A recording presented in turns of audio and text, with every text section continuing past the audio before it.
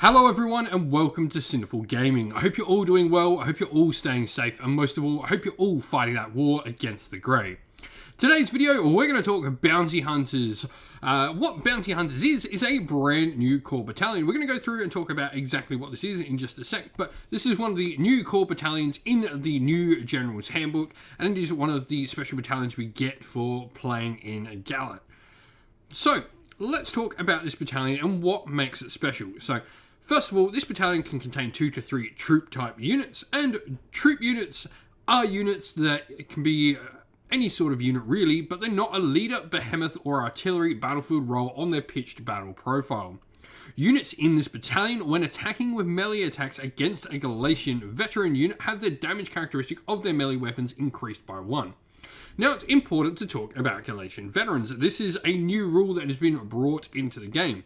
Galatian veterans in this particular type of game played in Gallant in this new battle pack, they're battle line units that do not have mounts and have 4 or less wounds. And they get their own benefits, and we'll talk about them in a different video, but for now we're talking about Bounty Hunters. We're going to talk about a battalion specifically designed to kill those particular units. Now, units in this battalion can also themselves be Galatian veterans, though this means they will both be at the benefit of the battalion getting the +1 damage, but they'll also be at risk from other units in this battalion, so if your opponent's also taking the battalion, you'll be at risk of having that unit be able to be +1 damaged as well. To avoid the above, in today's video, we're going to look at units that cannot be Galatian veterans, but are still troop choices for the purposes of the battalion. This means we'll get all the benefits, but none of the negatives. So, we are looking for battle line units that have a wounds characteristic of 5 or more, or are mounted, as units with a mount can never be Galatian veterans. And so, with all of that said, we're going to go through every army in the game. I'm going to talk about one unit I think is a great choice for a bounty hunter battalion in your army. So, with that said, let's get cracking on into it. And so, kicking it off for order, our non-elf video, we do have an elf video up already. We are going to be talking cities of Sigmar, and we're going to talk Demigryph Knights. They're a 4 wound cavalry unit with a 3+ save. What's cool is they can also be battle line in particular types of cities of Sigmar armies, which is really cool, meaning you can take 9 of these guys as one of your bounty hunters that will never be a veteran unit, so can't get hit back. A 10-inch move for a cavalry unit is pretty slow, and they don't fly. They're demigryphs, not actual griffins. Now, you do have 2 weapon options for the unit. You've got halberds and lancers. Both of them have 3 attacks and both will hit on 3s. However, the halberd will always wound on a 3 and has -1 rend standard with damage 1. The lance, however, wounds on a 4+ with no rend and damage 1. Lancers do get better on the charge though, but they turn into rend 2 and damage 2 when they make a charge. So, they really do up that damage. On top of that, demigryphs have 3 attacks, hitting and wounding on 3s with -1 rend and damage 1, and the unmodified wound roll of a 6 does a mortal wound in addition to any other damage. The in addition there, really important, I think, for the demigryphs, as it means, you know, you're still going to get your full complement of damage 2 attacks if they are a bounty hunter unit fighting a veteran unit. I do think the Lancers, for me, slightly take it. If you can get lots of charges off, you can find maybe an Inspired. These guys will definitely go into a unit and absolutely wreck it. Potentially, even in something like Hallowheart, where you can get a +1 to wound spell, like Ignite weapons, can go really nicely on the Demigryph Knights. Moving on to the Fyreslayers, and I have a fun one here. Now, the Fyreslayers definitely do not have many non-infantry options for their bounty hunters. You, of course, could go with like Hearthguard Berserkers or something like that. But I think an interesting one for me is the Doomseeker. Grimwrath Berserker definitely fits into the same sort of character sort of slot. They're not leaders, so they can be inside these battalions, which is really cool. So, a Doomseeker, he's a non-leader hero. He's got 5 wounds and a 4+ save. You have 3 attacks with the War Iron, hitting and wounding on 3s with no rend and damage 1, and another 3 attacks with its Doomseeker Axe, hitting and wounding on 3s with -1 rend damage 1. You've also got this cool ability where you effectively pick one of your opponent's units at the start of the game that the Doomseeker will swear it will destroy. At the end of the combat phase, if this unit's within 3 inch of that unit and has already fought more than once, it can target that unit to fight again. In addition, if it's ever slain, as long as it hasn't fought more than once that turn, and it's within 3 inch of the unit that it has sworn to destroy, it can fight them before it dies. Now, this is where it gets cool. You add 1 to the damage characteristic if you've ever got a wound allocated to this model, and you add 2 to the damage characteristic of this model's weapons if it has 2 or more wounds allocated to it, or if it's fighting before it dies. All pretty cool stuff, I think, in all honesty. This is a really fun sort of model you can use. They're cheap. They're about 85 points, I think, at current. And you can really play with some interesting things. You know, 3 of these in the battalion, that's going to cost you next to nothing to put in. Pick the same veteran unit and send them in to go do some killing. Could be a really fun use of the models. I mean, they're a cool model, and I'd love to see some of these guys on the table. Like I said, Grimwrath Berserkers will do a very similar job to them as well. For the Kharadron Overlords, we have Sky Wardens. Now, there is definitely a question between Sky Wardens and Engine Riggers. So, both of them have 2 wounds, they've got a 4-up save, and they can be battle line under certain conditions. They've also got a 12-inch flying move, and they both have a rather large variety of different ranged weapon options, which can give them a couple of different effects. Though, we're probably going to want to try and get as many close combat weapons into the unit as possible, so I want to avoid taking too many of the special ranged weapon options. Now, the big difference here, Sky Wardens have 2 attacks. This is where I think they really outdo in a Bounty Hunters battalion because there's more damage potential to be had.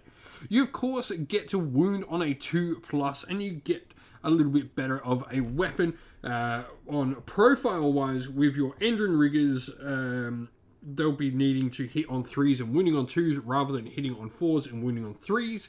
They also have Rend -3, but I think Rend -3 for a battle line unit is generally overkill. Unless you're playing something like Stormcast, I think you'll be fine with a Rend -1.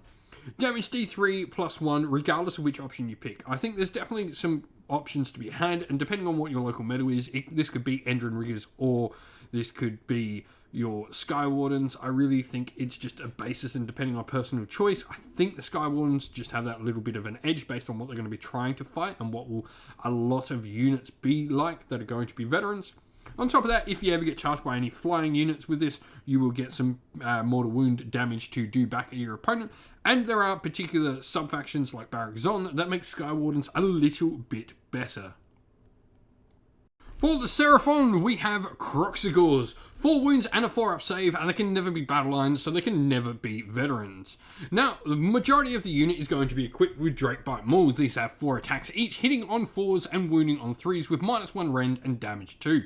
Pretty solid start there, because they'll be damage 3 in a Bounty Hunter battalion fighting against veterans.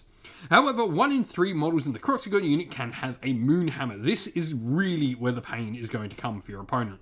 This has an attacks characteristic equal to the number of enemy models within 2 inch of the model with the Moonhammer, and that hit on a 4, wound on a 3 with -1 rend and damage 2. So an incredible amount of damage potential coming out of this.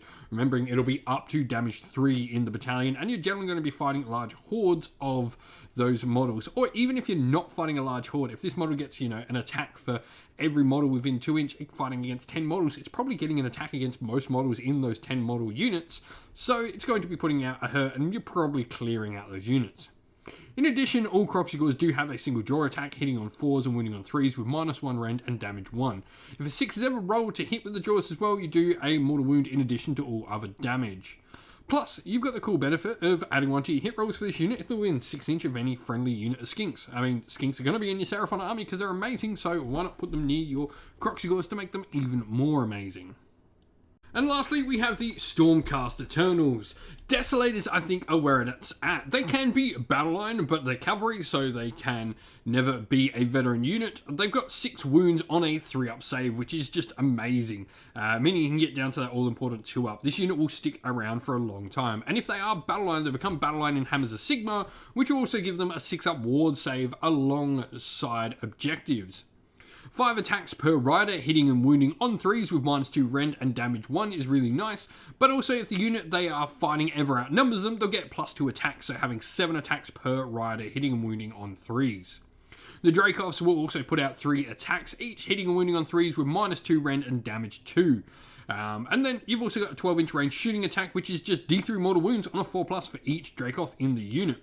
A really solid unit. This unit is just good. They're just going to put out damage with a lot of attacks. There's not many units of infantry that are going to stand up from an onslaught with these guys or when they're putting out so much heat. And so that's the end of the video. Thank you all for watching. We hope you enjoyed it. If you did, please don't forget to leave a like and subscribe to the channel if you haven't already. And drop us a comment down below letting us know what you enjoyed about the video. If you'd like to come help support the channel in another way, you can do so either by joining our Patreon or YouTube members, or grabbing some channel merch off our merch store on Teespring, which is on our YouTube store as well. You can also come chat with me and other members of our little community here and our Discord server, which is linked down in the video's description, along with the Patreon and YouTube members links. And as a special shout out to all those Patreons and YouTube members, we'd like to give them all a shout out. So thank you to our Patreons: Christian Weir, James Soren, Greenskins Gaming, AJC, Kenny Lowell, Outer and Shot First, Andrew Bowen, Nathan Fee, The Rising Ape, Q Dynamic, Agu, Anthony B, Anton Nilsson, JJ Austrian, Average Wargamer, Domir, Mark Harvey, James Cater, Derek, and Giapi390. And a special thank you to our YouTube members: Greenroost Gaming, Kenton Young, Chris Wallace, Ronya, Locke Lorick, The Johnny84, David Ellsworth, Revenar, Wolfric Nick, Broken Chef, Ariana Edwards, Sean Scott, Pink Nico Fire, and Robin Mankiller as well. Lastly, a special thanks to Lady Witchfox Art, who does all the amazing artwork for the channel, and to everyone who comes on the channel and helps us create everything we do. Thank you all for watching once again, everyone. Stay safe, stay well, and most of all, keep fighting that war against the grey. Ciao for now.